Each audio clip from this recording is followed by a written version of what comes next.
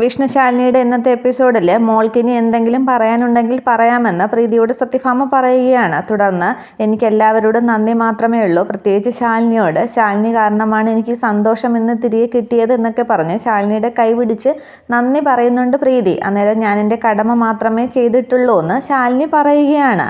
അന്നേരം അതൊന്നുമല്ല, ഇത്രയും ശാലിനി കാരണമാണ് ഞങ്ങൾ വീണ്ടും ഒന്നിച്ചേർന്ന് അർജുനും പ്രീതിയുടെ പക്ഷം ചേർന്ന് പറയുന്നുണ്ട്. അന്നേരം അത് ശരിവെച്ച് രാഘവൻ നായരും പറയുകയാണ്, അതെ അതെ, അതിനുവേണ്ടി ഈ കുട്ടി എന്തുമാത്രം സഹിച്ചിട്ടുണ്ടെന്ന് എനിക്ക് മാത്രമേ അറിയാവൂ എന്ന് രാഘവൻ നായർ പറയുമ്പോൾ വസുമതിയും പറയുകയാണ്, ശാലിനി തെറ്റിദ്ധാരണകൾ നീക്കിയില്ലായിരുന്നുവെങ്കിൽ എനിക്ക് എൻ്റെ പേരക്കുഞ്ഞിനെ താലോലിക്കാൻ പറ്റില്ലായിരുന്നു എന്ന്. അത് കേട്ട് സത്യഭാമ ഒരു നിമിഷം ശാലിനിയെ സ്നേഹത്തോടു കൂടി നോക്കുന്നുണ്ട്.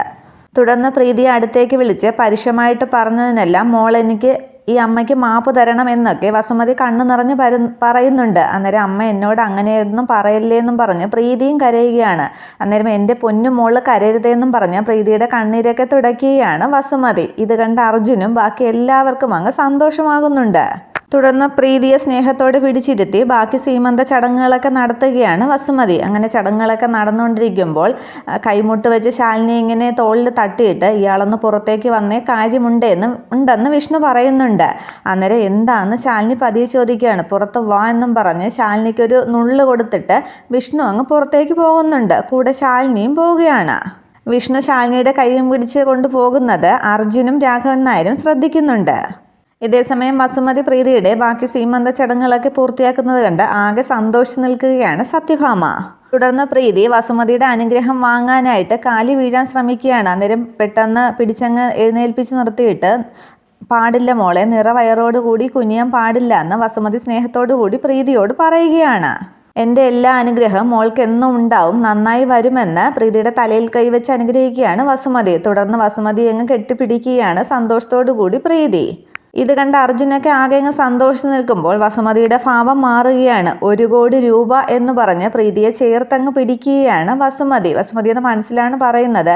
അന്നേരം വസുമതി കാണിച്ചതൊക്കെ അഭിനയം മാത്രമാണ്, പൈസയ്ക്ക് വേണ്ടി മാത്രമാണ് പ്രീതിയോട് കൂടി സ്നേഹത്തോടു കൂടി വസുമതി ഈ പെരുമാറിയതൊക്കെ.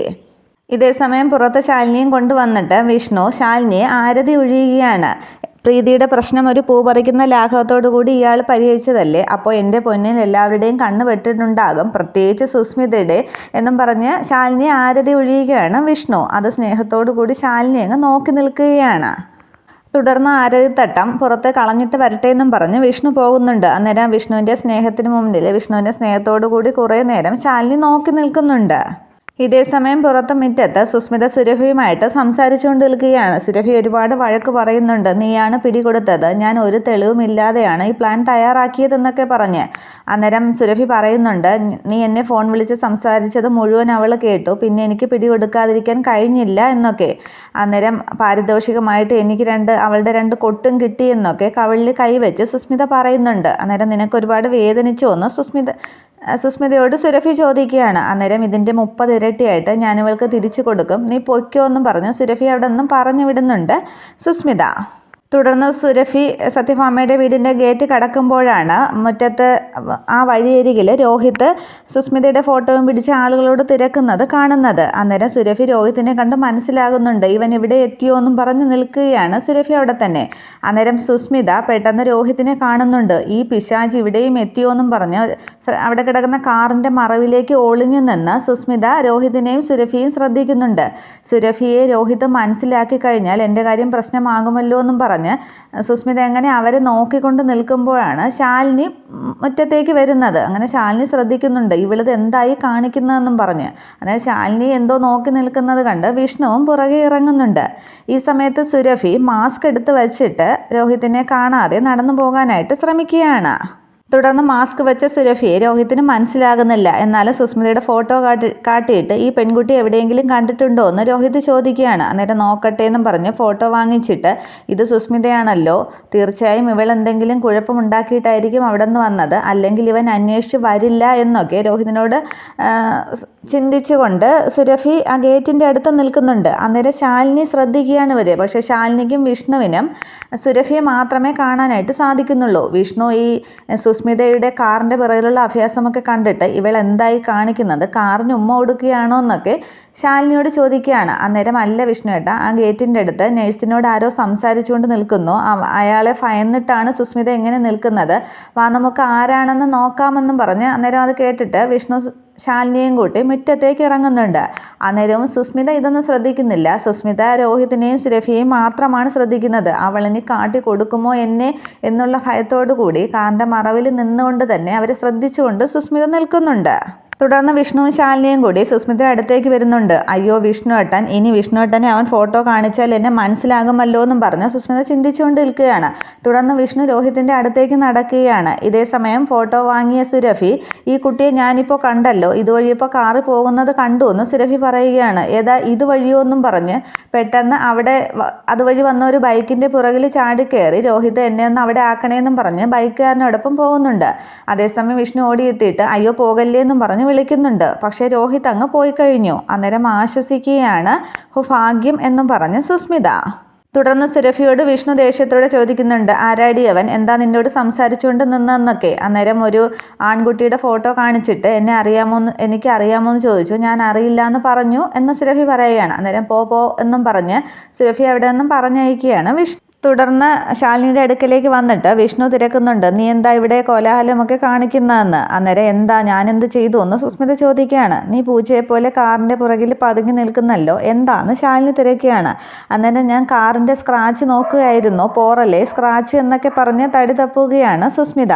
അന്നേരം നീ എന്തിനെയോ ഭയക്കുകയാണ്, നീ എന്ന പ്രകാശം ഇരുട്ടിലേക്ക് പോകാനുള്ള സമയമായി, അതെനിക്ക് മനസ്സിലാകുന്നുണ്ട്. എന്തായാലും നിനക്കെന്തോ ഒരു തോൽവി വരാൻ പോകുന്നു, അതെനിക്ക് നന്നായി മനസ്സിലാകുന്നുണ്ടെന്നൊക്കെ ശാലിനി പറയുന്നുണ്ട്. തുടർന്ന് വിഷ്ണുവിനെയും കൂട്ടി ശാലിനി അങ്ങ് അകത്തേക്ക് പോവുകയാണ്.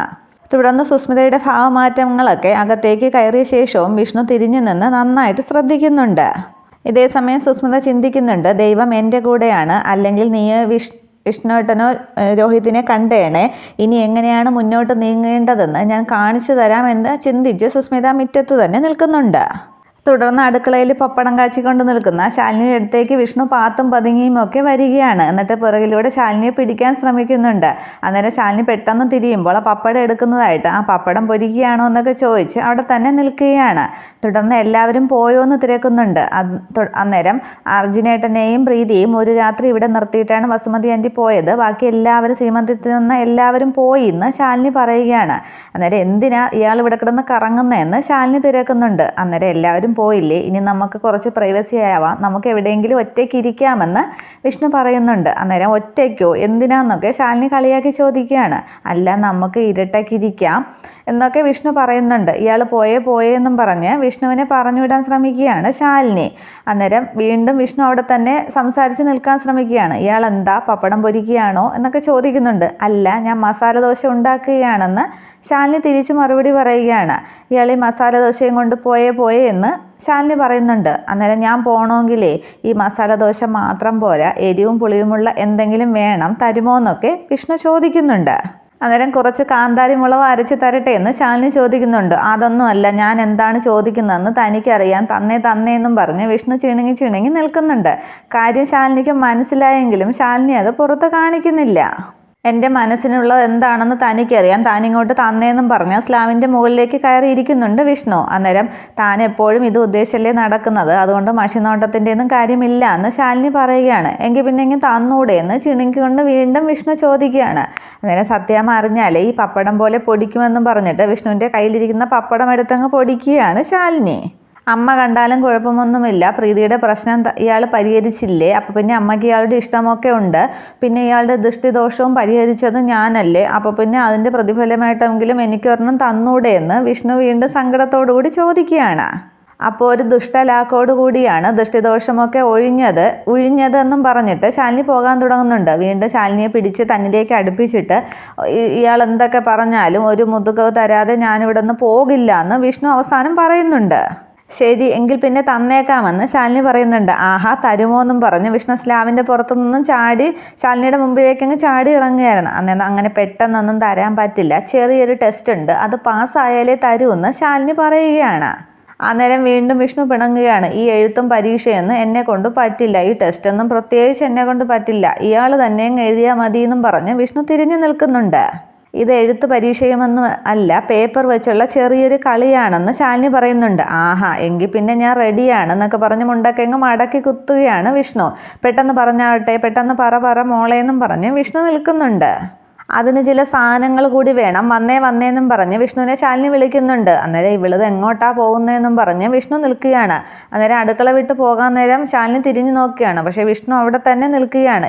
ഇയാൾ എന്താ വരുന്നില്ലേ എന്ന് ശാലിനി ചോദിക്കുന്നു. വരുന്നു എന്നും പറഞ്ഞ് ശാലിനിയുടെ പുറകെ വിഷ്ണു പോകുന്നുണ്ട്. തുടർന്ന് വിഷ്ണുവിനെ മുകളിലേക്ക് കൊണ്ടുപോയ ശേഷം ന്യൂസ് പേപ്പറിൻ്റെ ഒരു അറ്റം കീറുകയാണ് ശാലിനി. എന്നിട്ട് ആ പേപ്പർ കീറിയെടുത്തിട്ട് കാണിക്കുകയാണ്. ആദ്യം ഈ പേപ്പർ കഷ്ണം എടുക്കണം, എന്നിട്ട് ഈ പേപ്പറിനെ 3 കീറണം. മൊത്തം കീറാനായിട്ട് പാടില്ല, ലാസ്റ്റ് പകുതി വരെ കീറി 3 കഷ്ണം ആക്കരുത്, പക്ഷേ 3 കീറലുണ്ടായിരിക്കണം അതിൽ. എന്നിട്ട് ഒറ്റ വലിക്ക് ഈ പേപ്പർ കീറി 3 കഷ്ണം ആക്കിയെടുക്കണം എന്ന് വിഷ്ണുവിനോട് ശാലിനി പറയുകയാണ്. ഇയാൾ അങ്ങനെ ആക്കിയെടുക്കാൻ 3 കീറിയാൽ ഇയാൾ കളിയിൽ ജയിച്ചു എന്ന് ശാലിനി പറയുകയാണ്. ഇത് ഈസി അല്ലേ, ഇതാണോ ഇത്ര വലിയ കളി, ഞാൻ കാണിച്ചു തരാമെന്നും പറഞ്ഞിട്ട് ആ പേപ്പർ ശാലിനിയുടെ കയ്യിൽ നിന്നും വാങ്ങിച്ചിട്ട് ഒന്ന് പ്രാർത്ഥിക്കുകയൊക്കെ ചെയ്യുന്നുണ്ട്. ആദ്യം ദൈവമേ ഈശ്വര 3 കീറണേന്നും പറഞ്ഞ് വിഷ്ണു ഒരൊറ്റ വലിക്കുകയാണ്. പക്ഷെ അത് 2 കീറുന്നുള്ളൂ ആദ്യം. അതെ, എനിക്ക് ഏകാഗ്രത കിട്ടാത്തത് കൊണ്ടാണ് ഞാനിപ്പോൾ കാണിച്ചു തരാമെന്നും പറഞ്ഞ് വേറൊരു പേപ്പർ എടുത്തിട്ട് 3 അത് പകുതി വരെ കീറി വെച്ചിട്ട് വീണ്ടും ഒരു വലിക്കുകയാണ്. പക്ഷെ വീണ്ടും അത് 2 കീറുന്നുള്ളൂ. ഒരു ചാൻസ് കൂടി വേണമെന്നും പറഞ്ഞിട്ട് ഇത് വലിയ പേപ്പർ ആയതുകൊണ്ടാണെന്നും പറഞ്ഞ് ചെറിയൊരെണ്ണം എടുത്തിട്ട് വീണ്ടും അങ്ങനെ ആക്കാൻ ശ്രമിക്കുകയാണ്. അന്നേരവും 2 കീറുന്നുള്ളൂ. അന്നേരം എന്താ പറ്റാത്തേന്നും പറഞ്ഞ് ശാലിനി കളിയാക്കുന്നുണ്ട്. അന്നേരം ആകെ ചമ്മിയ അവസ്ഥയിൽ അങ്ങ് വിഷ്ണു നിൽക്കുകയാണ്. ഇത്രയുമാണ് പുതിയ എപ്പിസോഡ്. Okay, thank you.